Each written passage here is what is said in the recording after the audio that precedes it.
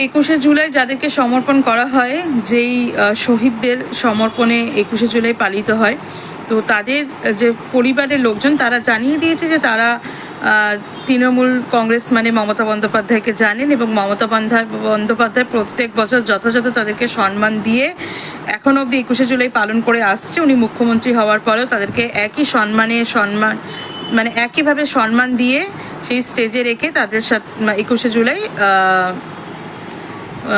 21শে জুলাই পালন করা হয়েছে।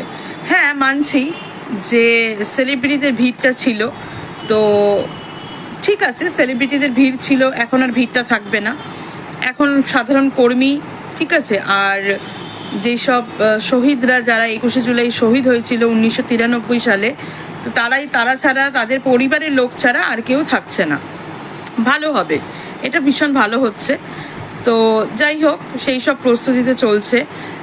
আজকে দেখছি যারা যারা বিড়লা তারামণ্ডলে এসে উপস্থিত হয়েছে অনেক দূর দূরান্ত জেলা থেকে, তাদের ওপরে রীতিমতন অত্যাচার, টর্চারিং শুরু হয়ে গেছে।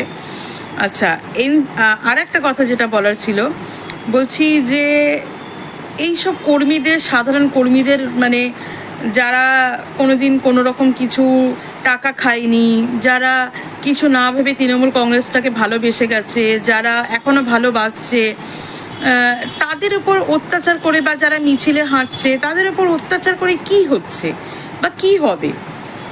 তোমাদের কথাতেই, আমি বিজেপি নেতাদের কথাতেই বলছি, নেতা বা কিছু কর্মীরা যারা এই কথাগুলো বলছে যে তৃণমূল কংগ্রেস নেই, তৃণমূল কংগ্রেস ধুলিস্বাদ, তৃণমূল কংগ্রেসের ঝান্ডা ধরার লোক নেই, তৃণমূল কংগ্রেসের লোক কোথায়? তাহলে কেন ভাই এত ভয় পাচ্ছ তোমরা? মমতা বন্দ্যোপাধ্যায়কে যখনই মমতা বন্দ্যোপাধ্যায় রাস্তায় নামবে বলছে, তোমাদের কেন হাঁটুগুলো কেঁপে যাচ্ছে? কেন হাঁটুগুলো কেঁপে যাচ্ছে? কারণ তোমরা জানো মমতা বন্দ্যোপাধ্যায় আবার রাস্তায় নেমে হাঁটতে আরম্ভ করলে তোমাদের দাঁড়ানোর জায়গা থাকবে না, এটা স্পষ্ট।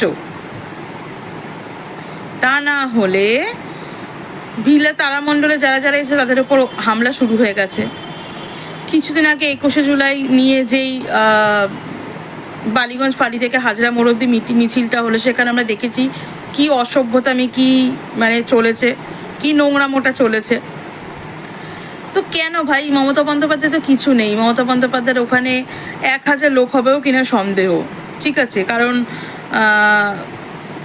ওখানে তো নেতা নেই, ওখানে তো কোনো নেতা থাকবে না, নেতা মনে হয় 2-1 জন থাকবে, বাকি তো যারা থাকবে তারা সাধারণ কর্মী। তো তাদেরকে তো ভয় পাওয়ার কি আছে? ভয় পাওয়ার তো কিছু নেই, তাই না?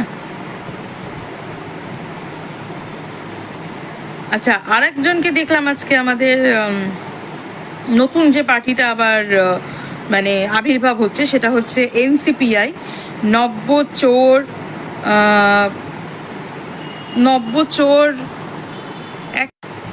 N ফর নব্য,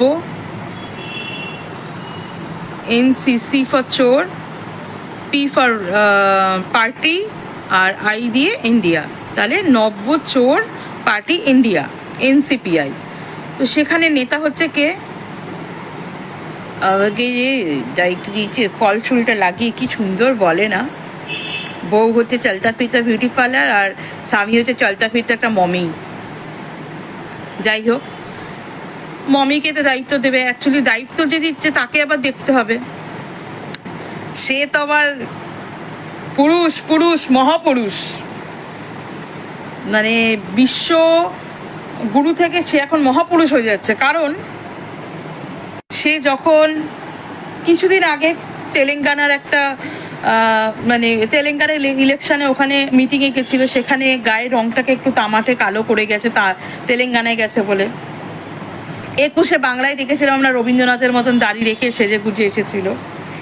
আচ্ছা, কিছু 2 দিন ধরে খুব ভাইরাল হচ্ছে ভিডিওটা দেখছি, পাগড়ি পরে, মানে পাঞ্জাব ইলেকশন সামনে আছে।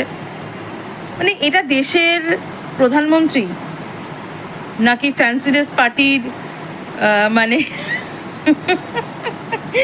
ফ্যান্সি ড্রেস পার্টিতে পার্টিসিপেট করা একটা বাচ্চা, যে যেই স্টেটে যাচ্ছে সেই স্টেটের গেট আপ নিয়ে যাচ্ছে। মানে মানতে হবে, হ্যাঁ, কার হাতে আমরা দেশ দিয়ে রেখেছি। এই জন্য বলে যাকে যেটা মানায়, যাকে যেটা মানায়। উনি নাকি ভিখারি, উনি নাকি ঝোলা নিয়ে চলে যাবে। ভাই, এই করতে করতে তো সব কোথায় দান বাক্সর পেটি খালি হয়ে যাচ্ছে। আর দান বাক্সর পেটি কি বলবো, দেশই বিক্রি হয়ে যাচ্ছে। আর মন্দিরে দান বাক্সর পেটির কোনো কথা নেই, কারণ উনি তো নিজেই বলেছিল যে মানে ইভিএমে দেয়া ভোট আর মন্দিরে দেওয়া দান বাক্সে দেওয়া নোট, এই দুটো একই জায়গায় যাচ্ছে, নিজের মুখে বলেছে। সেখানে আমাদের কিছু বলার নেই। যাই হোক, এখন উনি পাঞ্জাব নিয়ে ব্যস্ত আছে, আর ওনাকে নিয়ে ব্যস্ত সব জান্তার মান্তারে বসে রয়েছে। আর জান্তার মান্তার নিয়ে বলছি বেশ কিছু, মানে আমি এটা সবসময় বলি যে এই বিজেপি পার্টিটাকে যারা সাপোর্ট করে তারা হলো অজ্ঞ।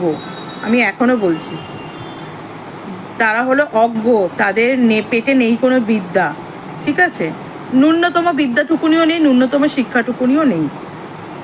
তা না হলে সোনাম ওয়াংচুর মতন একজন মানুষকে নিয়ে কোয়েশ্চেন করছে যে সে নাকি দেশ বিরোধী। 1984 সালে তার বাবাও এরকম অনশন করেছিল।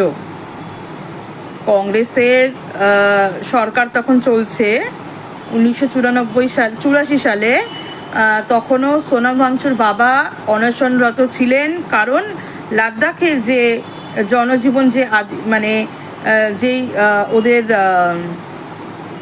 হ্যাঁ, যেটা বলছিলাম যে সোনাম ওয়াংচুর পিতা সৌমেন বাওয়াল লাদাখের আদিবাসীদের জনজাতির মর্যাদা স্বীকৃতি দেওয়ার জন্য অনশন করেছিলেন 1984 সালে। তো তখনকার প্রধানমন্ত্রী শ্রীমতী ইন্দিরা গান্ধী সৌমেনের দাবি মেনে, মানে সোনাম ওয়াংচুর বাবা সৌমেনের দাবি মেনে তাকে অনশনরত অবস্থায় ফলের রস খাইয়ে তার দাবি মেনে তার অনশন সমাপ্ত করেন। তো এইটা হচ্ছে সরকার, ঠিক আছে? এইটা আমাদের সরকার বা এইটা আমাদের দেশে কখনোই মানে দেখে বা শুনে আমরা কখনোই অভ্যস্ত না যে একজন অনশনরত মানুষকে সকালবেলা চ্যাংদোলা করে তুলে সাদা কাপড়ে মুড়িয়ে নিয়ে গিয়ে তাকে হসপিটালে ভর্তি করে তার অনশন ভঙ্গ করা। তো কি কোন অরাজনৈতিকতায় আমরা বাস করছি বা কোন সংবিধান মেনে এইসব হচ্ছে, আমার আইডিয়া বা অভিজ্ঞতার বাইরে, ঠিক আছে?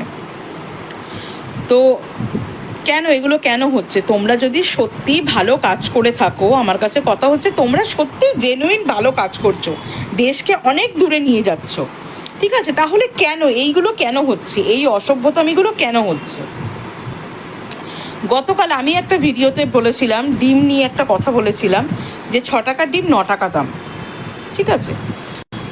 তো ওখানে এসে আমাকে বলছে, অজস্র গালাগালি তো রয়েছে, ঠিক আছে, অজস্র গালাগালি রয়েছে, কিন্তু তার মধ্যে হ্যাঁ পজিটিভও অনেক রয়েছে। আমি পুরোটাই নেগেটিভ বলবো না, আমার ওখানে যদি 80% পজিটিভ থাকে তো 20% নেগেটিভ আমি ধরছি, ঠিক আছে? 20% নেগেটিভ রয়েছে। তো আমাকে বলছে ডিম খেয়ে কী হবে, এই খান সেখান। ভাই, তোরা ডিমের স্বাদ কী করে বুঝবি? ওই 20% মানুষকে বলছি, তোরা ডিমের স্বাদ কী করে বুঝবি? তোরা কি ডিম ভাত, মাছ ভাত এইসব খাস? তোরা খাস তো গোবর, তোদের তো কিছু যায় আসে না। একজন আবার লিখেছে 200 টাকা হলেও অসুবিধা নেই। অ্যাকচুয়ালি তো তোরা খাসই না, তোরা খাস তো গোবর মেখে ভাত খাস আর জলের জায়গায় গোচনা পান করিস। তোরা তো মানুষ না, তোরা তো আদিম মানুষ। মানুষ তো আমরা, আমাদের কিনে খেতে হয়, ঠিক আছে? তাই আমাদের গায়ে লাগছে ভাই।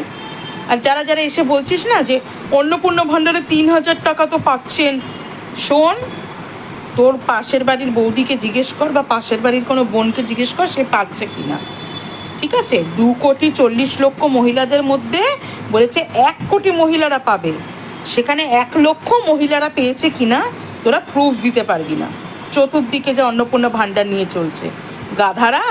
এই জন্য বলছি, তোরা তো ডিম ভাত, মাছ ভাত, মাংস ভাত খাস না, খাই আমরা, ঠিক আছে? তোরা অন্ধভক্ত, তোরা খাস গোবর, আমরা খাই মাছ ভাত, ডিম ভাত, তাই ভাই আমাদের একটা 9 টাকা দিয়ে ডিম কিনতে গায়ে লাগছে।